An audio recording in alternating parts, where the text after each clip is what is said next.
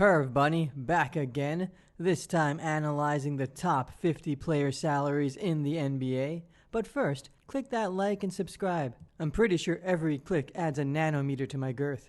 Alright, in this clip we're going to be covering positions 50 through 41. Honorable mentions to Mike Conley. Your dad's a great agent, but not that good of an agent.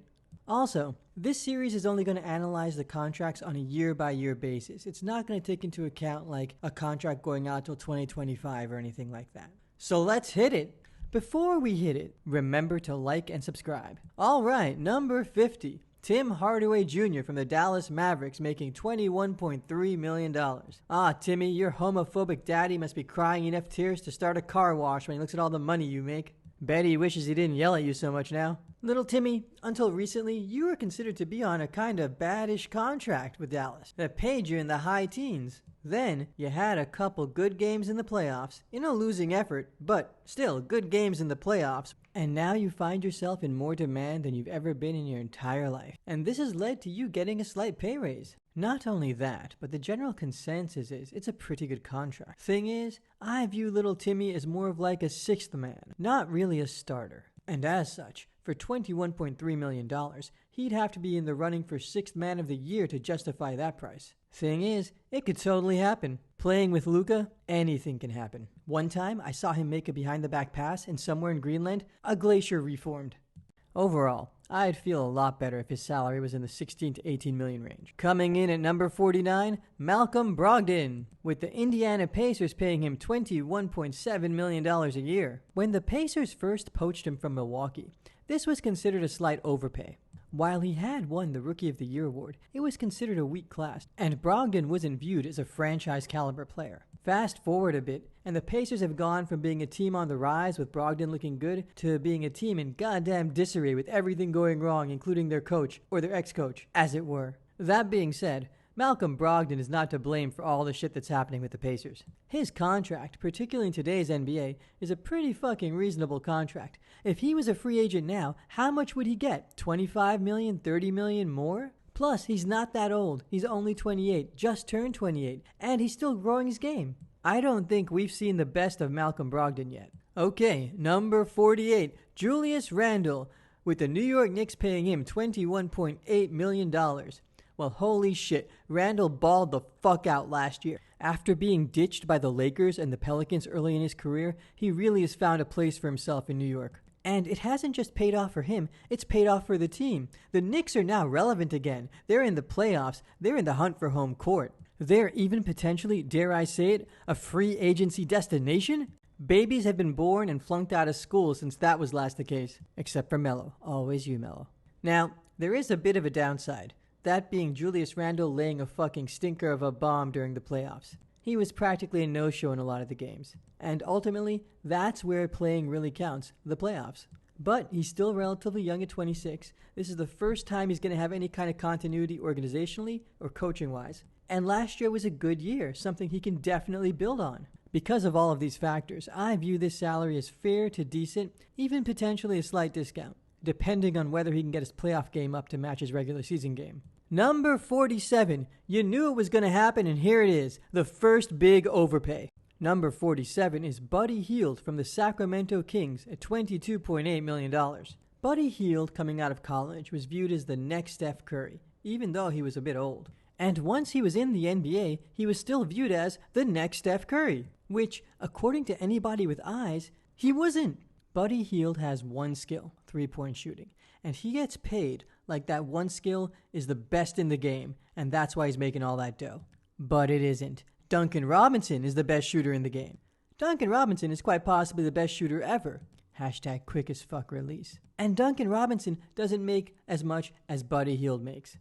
Buddy Hield's salary should probably be more in line with Seth Curry than with the likes of Malcolm Brogdon and Julius Randle. Two guys that are key contributors to their team's winning success. Shit, Buddy Hield makes more than Zach LaVine, Domantas Sabonis, and Fred VanVleet. Each not just starters for their teams, but borderline all-stars. That is just ridiculous, and that makes Buddy Hield's contract a massive overpay. For me, the $8 to $12 million range is where his price tag belongs. Number 46, John Collins, making $23 million from the Atlanta Hawks. Well, He's pretty darn young at 23. And the Hawks went much farther than anyone really thought they would, making the Eastern Conference Finals. Given all that, it really doesn't seem like a bad contract. And it probably isn't. That being said, it is on the high end of his range probably. Number 45, Nikola Vusivich, getting $24 million from the Chicago Bulls. Some people consider this an overpay. But essentially, Vooch makes a little more than half of a max contract. So the Bulls are getting a 24, 12, and 4 guy for a little more than half of a max contract. That doesn't sound like a bad deal. It doesn't sound like a steal, but not a bad deal. Look, Vooch isn't a franchise-changing player, but he kept Orlando in the playoff hunt for years when they really should have been scraping the bottom of the barrel. Overall, this is a fair value deal for a near all-star level versatile pure center, and big things may be afoot in Chicago. Number 44, Draymond Green, making $24 million from the Golden State Warriors. Now, given the way Draymond has played since KD left, this seems like a pretty decent overpay. But, as he showed last year during runs with Steph, he's still a key contributor and component to their success. Ultimately, when motivated and surrounded by the right players, he can still ball. If this is the price for going for it one more time, then it's a price worth paying for Golden State. For any other team, though, they'd probably want to pay more like $15 million. So this is kind of an overpay, but kind of not. Number 43, also of the Chicago Bulls, DeMar DeRozan, getting paid $26 million on his fresh new contract. Now, DeMar's had it rough over the past few years. He got shipped off from Toronto and they immediately won a ring. Not only that, he was shipped off to the Spurs during their decline, which put him in even more obscurity. Also, the game's changed, and his mid-range game is now viewed as kind of a negative, even though he's a master of it. Because of all of this, overall, the general sentiment has been that this is a slight overpay. But is it? I mean, if you look at last season, DeMar has sneakily been putting up some pretty darn good numbers. Not only that, but he's adapted his game, playing more of a forward position than a guard position. And he's become a point forward, a legitimate point forward, averaging almost 7 assists a game. And look, he's no spry chicken, but he's also not ancient. He's only 32 years old, and he can still put up 20 points consistently in a game. Given all of this, I think the salary is totally reasonable. And at number 42, Jalen Brown, making $26.75 million from the Boston Celtics. Okay, a 24-year-old putting up almost 25 points a game as the second best player on a team with a record well above 500? Yeah, that seems reasonable.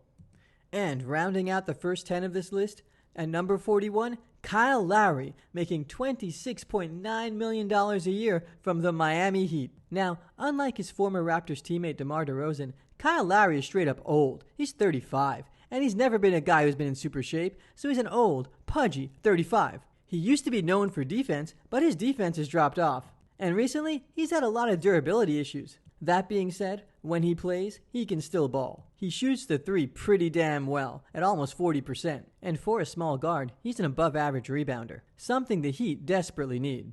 The thing is, at that age, Kyle Lowry should probably be coming in at a much cheaper deal, and he probably should be coming off the bench. So paying a guy like that $27 million, well, that seems like a crazy-ass overpay. But it's a new city, it's a new organization, he's got his old friend Jimmy there, and he's going to be indoctrinated into Pat Riley's crazy conditioning standards. With all that, maybe Kyle Lowry can squeeze out one last high-caliber year. And if it results in a ring, it's all worth it. Just ask Milwaukee about that Drew Holiday trade.